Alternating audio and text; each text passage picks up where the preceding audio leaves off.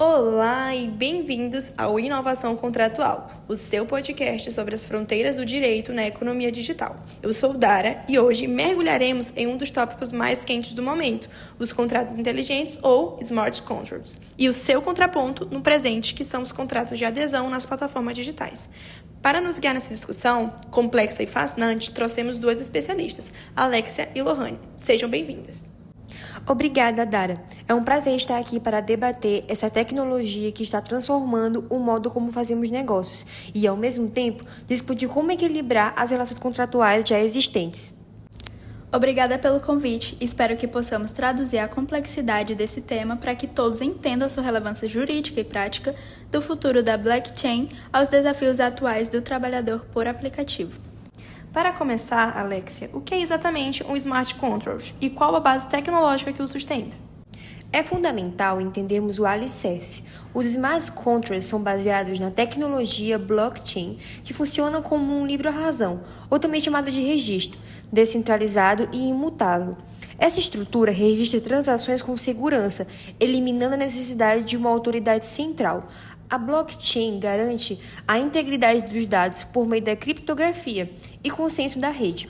Autores como Tapscott e Tapscott de 2016 veem essa tecnologia como uma mudança de paradigma, inaugurando a internet do valor. E complementando, a partir dessa base segura, o Smart Contract em si é um código de computador autoexecutável que implementa termos contratuais, ou seja, as cláusulas e obrigações são escritas em código de programação, permitindo a automação de processos. Entendido, foi muito bem explicado. Falando agora sobre validade jurídica, benefícios e desafios dos Smart Contracts. A automação parece ser a grande atração nisso. Lohane, quais são os principais benefícios práticos e como o nosso ordenamento jurídico tem lidado com essa inovação?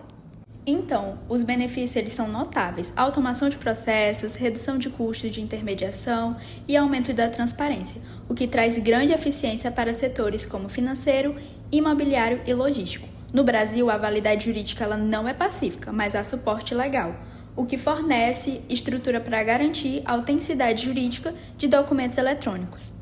O desafio em questão é conciliar a linguagem jurídica com a lógica binária dos códigos. A automação não pode comprometer princípios basilares do direito civil, como a boa-fé objetiva e a função social do contrato. Pois é, além disso, há complexidade na alocação de risco. Se houver uma falha no código, precisamos definir quem responde: o programador, as partes ou a plataforma.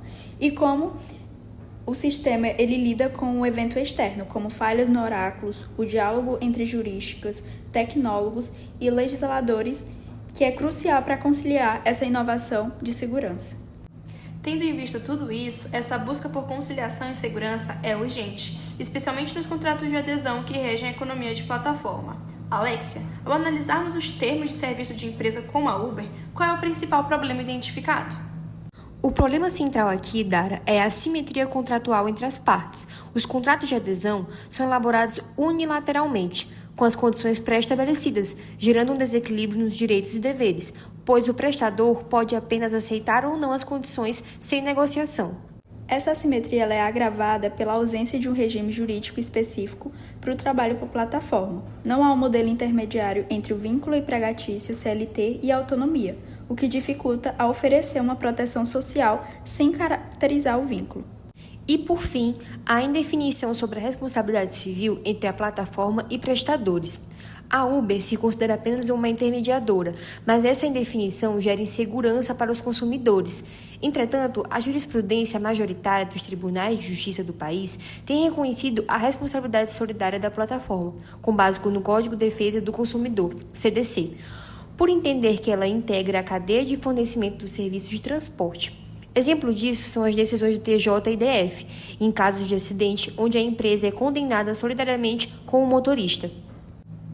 Então, sabemos que essa insegurança e desequilíbrio geram impactos graves. Lohane, quais as consequências diretas desse cenário para o trabalhador e o consumidor? Então, para o trabalhador, temos a dependência econômica. O contrato de adesão ele não é equilibrado, então gera uma ausência de autonomia e segurança, tornando o negócio jurídico desequilibrado. Além disso, a ausência de definição sobre a natureza da relação gera um sentimento de desamparo. O trabalhador desconhece seus direitos e obrigações, já que não é possível identificar sua figura jurídica na relação. Exatamente, e já falando sobre o consumidor, ele sofre com uma vulnerabilidade, porque a forte insegurança jurídica diante de imprevisto torna o consumidor a parte mais vulnerável dessa relação, o que gera demora de ressarcimento por não ter um domínio sobre esse contrato. Vimos que a solução para o futuro e para o presente passa pela criação de um ambiente contratual mais justo. Alexia, quais são as possíveis soluções prioritárias para os desafios na plataforma? Então, Dara, a solução mais imediata é a revisão dos termos de serviço, aprimorando o contrato de adesão para garantir a transparência e evitar abusos. Outra estratégia crucial é implementar um seguro obrigatório por viagem, com cobertura automática para motoristas e consumidores em casos de acidentes.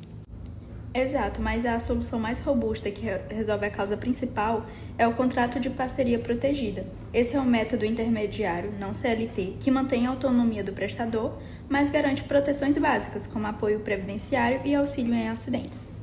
O modelo deve ter critérios transparentes de remuneração, funcionamento da plataforma e regras claras de bloqueio e desligamento. Essa solução priorizada reforça a segurança jurídica da plataforma e melhora as condições de trabalho, reduzindo conflitos e fortalecendo a proteção ao trabalhador e ao usuário. Que conversa enriquecedora! Com essa perspectiva de que a inovação contratual deve ser usada para criar equidade, encerramos nosso debate de hoje. Agradeço imensamente a Alexia e Lohane por nos ajudar a entender como a validade jurídica dos smart contracts se conecta diretamente à urgência de um contrato de parceria protegida no Brasil. As perspectivas elas são muito promissoras. A chave é lembrar que, ao mesmo tempo o contrato se execute automaticamente, ele ainda é um negócio jurídico e deve honrar os princípios da ética e da equidade. Portanto, para que o potencial dessa tecnologia seja plenamente realizado e para que os contratos de plataforma sejam justos, é crucial que o diálogo entre o direito e a tecnologia continue intenso. Obrigada! Espero que nos encontremos em outras oportunidades. Foi um prazer. Continue acompanhando o Inovação Contratual para mais discussões sobre a tecnologia e o direito. Até